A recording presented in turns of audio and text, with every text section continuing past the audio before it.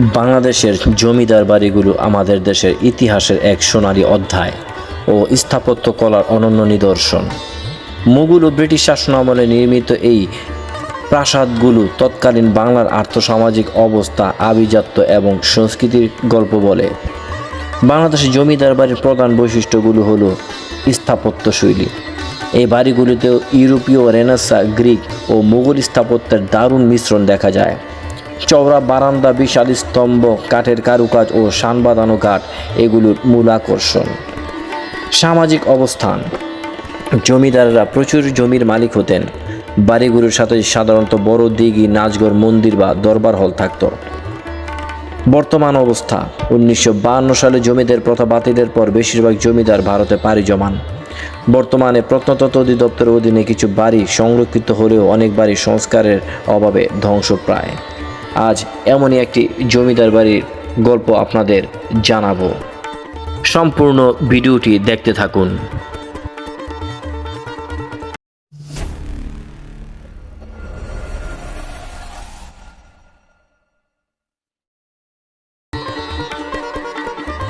ঈদের ছুটি, তাই ঘুরতে আসলাম বালিয়াটি জমিদার বাড়ি বন্ধুমহল নিয়ে। নারায়ণগঞ্জ থেকে নোয়াগাড়িতে করে সরাসরি মানিকগঞ্জের সাটুরিয়া অবস্থিত এই জমিদার বাড়ি দেখতে, যেখানে প্রবেশ করতে হলে জনপ্রতি 30 টাকা করে এন্ট্রি ফি দিতে হবে। বালিয়াটি প্রাসাদ বাংলাদেশের ঢাকা বিভাগের অন্তর্গত মানিকগঞ্জ জেলার সদর থেকে আনুমানিক 8 কিলোমিটার পশ্চিমে এবং ঢাকা জেলা সদর থেকে 35 কিলোমিটার দূরে সাটুরিয়া উপজেলার বালিয়াটি গ্রামে অবস্থিত। এটি বাংলাদেশের 19 শতকে নির্মিত অন্যতম প্রাসাদ। একে বালিয়াটি জমিদার বাড়ি বা বালিয়াটি প্রাসাদ বলেও ডাকা হয়।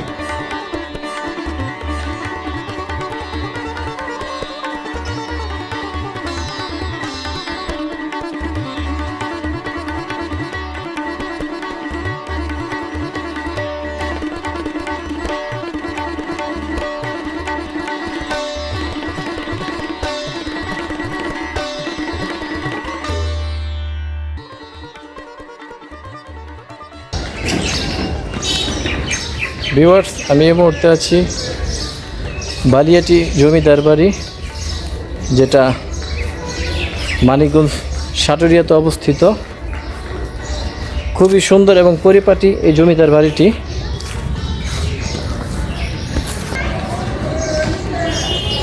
আমার পিছনে যে ভবনটি দেখতে পাচ্ছেন, এই ভবনটি আসলে গোবিন্দ রামসার ছোট পুত্র গোলাপ রামসার ব্যবসায়িক প্রশাসনকালে ব্যবহৃত হতো। এখানে এই ভবনটিতে মোট 23টি কক্ষ রয়েছে। পিছনের ভবনটিতে আপনারা দেখতে পাচ্ছেন।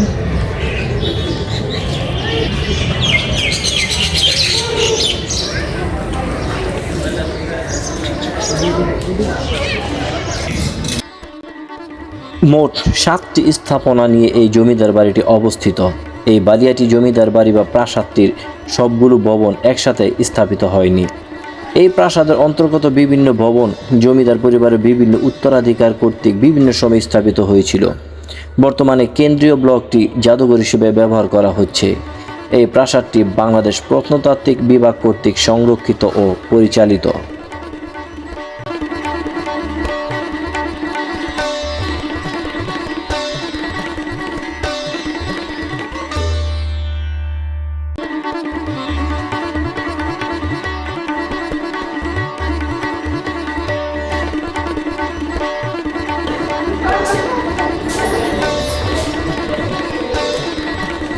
এখানে অনেক সিন্দুক সংরক্ষিত আছে, লোহার সিন্দুক এখানে দেখা যাচ্ছে। 18 শতকে নির্মিত জমিদারগণ এসব লোহার সিন্দুক মূল্যবান দ্রব্যাদি রাখার কাজে ব্যবহার করত। এখানে প্রায় এই কক্ষটিতে প্রায় 15টি লোহার সিন্দুক সংরক্ষিত আছে। এই সিন্দুকগুলি আপনারা দেখতে পাচ্ছেন।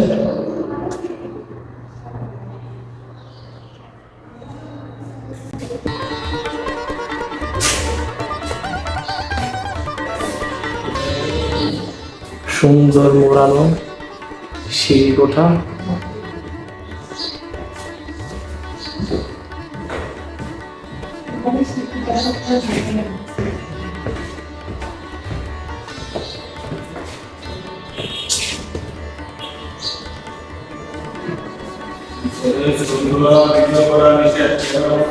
ও আচ্ছা আচ্ছা।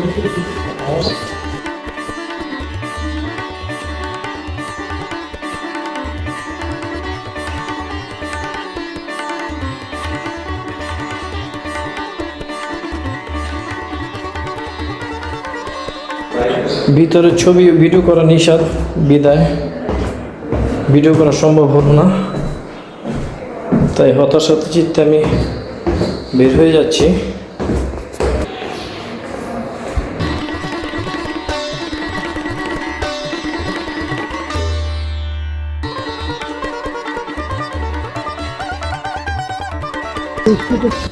এই ভবনটি তো প্রায় গোবিন্দ রাজা রাম সাহার সুজ্যেষ্ঠ পুত্র দধিরাম সাহার ব্যবসায়িক প্রশাসনিক কাজে ব্যবহৃত হতো। এই ভবনটিতে প্রায় 24টি কক্ষ রয়েছে। দেখুন,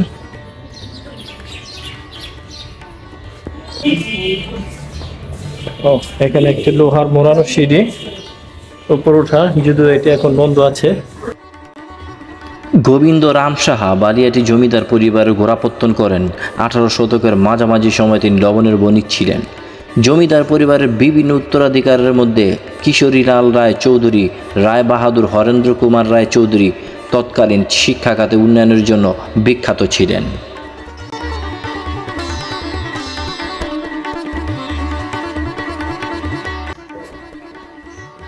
ভিউয়ার্স, আমার এই পিছনের ভবনটি পণ্ডিত রাম সাহার বাসভবন। এই ভবনটিতে মোট 21টি কক্ষ রয়েছে। বালিয়াটি জমিদার বাড়ি নামে পরিচিত এই প্রাসাদ চত্বরটি প্রায় 16,554 বর্গমিটার জমির ওপর ছড়িয়ে থাকা 7টি দক্ষিণমুখী দালানের সমাবেশ। এই দালানগুলো খ্রিস্টীয় মধ্য ঊনবিংশ শতক থেকে বিংশ শতকের প্রথম ভাগের বিভিন্ন সময়ে জমিদার পরিবারের কয়েকজন সদস্য দ্বারা নির্মিত হয়েছিল। এই সমস্ত জমিদার প্রাসাদের সুপেয় পানির জন্য অসংখ্য গভীর কূপ এবং বিশাল আকৃতির জলাশয় বা পুকুরের সমন্বয়ে একটি উন্নত পানি ব্যবস্থা ছিল। প্রাসাদের ভেতরে নান্দনিক অন্দরমহলে ব্যবহারের জন্য এসব কূপ থেকে পানি সংগ্রহ করা হতো। প্রাসাদের বিভিন্ন অংশ অন্দরমহলে ছড়িয়ে ছিটিয়ে অসংখ্য গভীর কূপ স্থাপন করা হতো। জমিদার পরিবারের সদস্যরা প্রধানত রান্নাবান্না ও সুপেয় পানির জন্য এই সমস্ত কূপের পানি ব্যবহার করতেন। এখানে ভিতরে একটি শান বাঁধানো পুকুর ঘাট দেখা যাচ্ছে। মানিকগঞ্জ জেলার সাটুরিয়া উপজেলা অবস্থিত বালিয়াটি জমিদার বাড়ি 19 শতকে বাংলাদেশের নির্মিত প্রাসাদসমূহের মধ্যে অন্যতম। এই জমিদার পরিবারের প্রতিষ্ঠাতা ছিলেন জৈনিক গোবিন্দ রাম সাহা, যিনি একজন মহাজন ও ব্যবসায়ী ছিলেন। জমিদার বাড়িটিতে অনেকগুলো স্থাপনা রয়েছে, যেগুলো 5টি পৃথকভাবে বিভক্ত।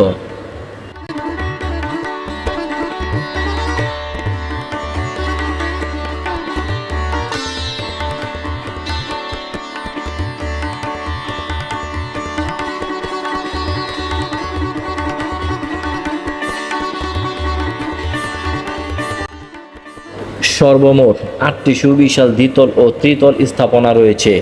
স্থাপনাগুলো ঘিরে রয়েছে প্রাচীর। প্রাসাদটির দক্ষিণ দিকে প্রবেশদ্বার হিসেবে 4টি সিংহদুয়ার রয়েছে এবং উত্তরে বিশাল আকৃতির পুকুর রয়েছে। দক্ষিণ দিকে অর্থাৎ সম্মুখভাগের ইমারতগুলোতে করিন্থীয় স্তম্ভের সারি রয়েছে। এছাড়া স্থাপনাগুলোতে দৃষ্টিনন্দন কারুকার্য লক্ষ্য করা যায়। জমিদার বাড়ির ভেতর রংমহল নামে খ্যাত ভবনে বর্তমানে জাদুঘর স্থাপন করা হয়েছে। এই জাদুঘরের নিচতলায় রয়েছে 15টি বিশাল আকার লোহার সিন্দুক, যেখানে জমিদারেরা মূল্যবান সম্পদ রাখতেন। দোতলায় উঠলে চোখে পড়ে অপূর্ব কারুকার্যমণ্ডিত রংমহল। বিশাল হলরুম সহ এই রংমহলের পাশে আরও 5টি কক্ষ রয়েছে। রংমহল ও এসব কক্ষে শোভা পাচ্ছে জমিদারদের ব্যবহৃত হারিকেন, হেজাকবাতি, গ্রামোফোন, ক্যাশবাক্স, নামফলক, ঝুলন্ত প্রদীপ, ঝাড়বাতি, পূজার আসন, পাথরের ছাইদানি, দেয়াল আয়না, কাঠের সিন্দুক, শ্বেতপাথরের গরু, পালকি ও নকশা করা আসবাবপত্র সহ বিভিন্ন প্রাচীন নিদর্শন।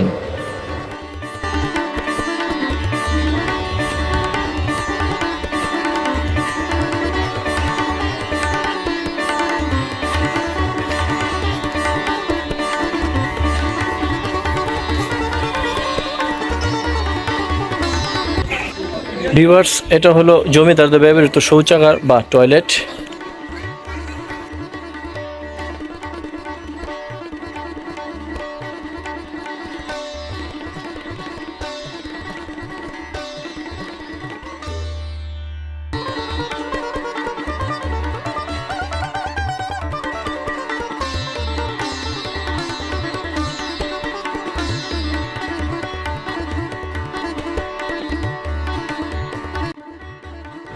ঐতিহাসিক বালিয়াটি জমিদার বাড়ির উত্তর পেছন থেকে ঐতিহ্যবাহী দৃষ্টিনন্দন দিঘি বা পুকুর রয়েছে, যার মধ্যে একটি বিশাল 7 ঘাটলা পুকুর অত্যন্ত দৃষ্টিনন্দন।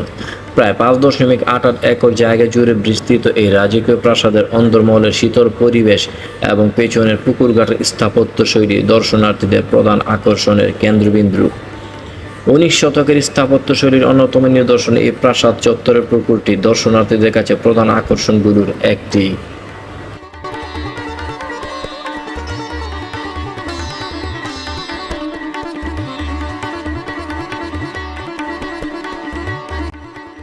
এই পুকুরটিতে 4টি সুন্দর শান বাঁধানো ঘাটলা রয়েছে, যা তখনকার সময়ে জমিদার পরিবারের সদস্যদের ব্যবহারের জন্য তৈরি করা হয়েছিল। কোনো কোনো স্থানীয় সূত্রে একে 7 ঘাটলা পুকুরও বলা হয়ে থাকে, যাদের কোনোটি স্থানীয়ভাবে রানীদের জন্য তৈরি বলে প্রচলিত।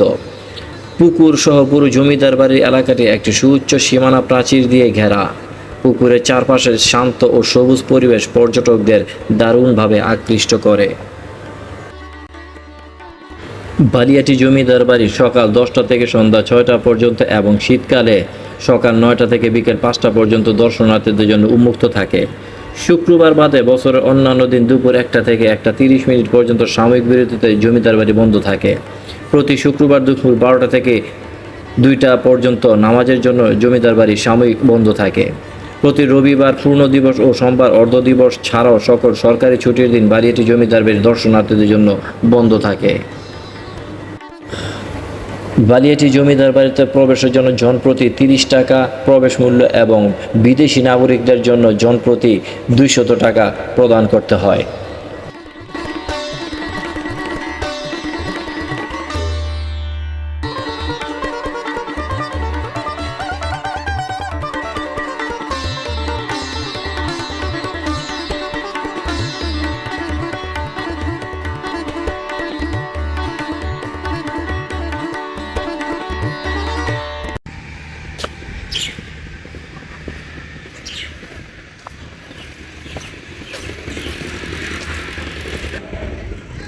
ভিউয়ার্স, এই স্পটটি বালিয়াটি জমিদার বাড়ি যাওয়ার পথে আপনারা দেখতে পাবেন। যখন বালিয়াটি জমিদার বাড়ি দেখতে আসবেন অবশ্যই এই স্পটটি ঘুরে দেখে যাবেন। খুবই সুন্দর একটি ভিউ।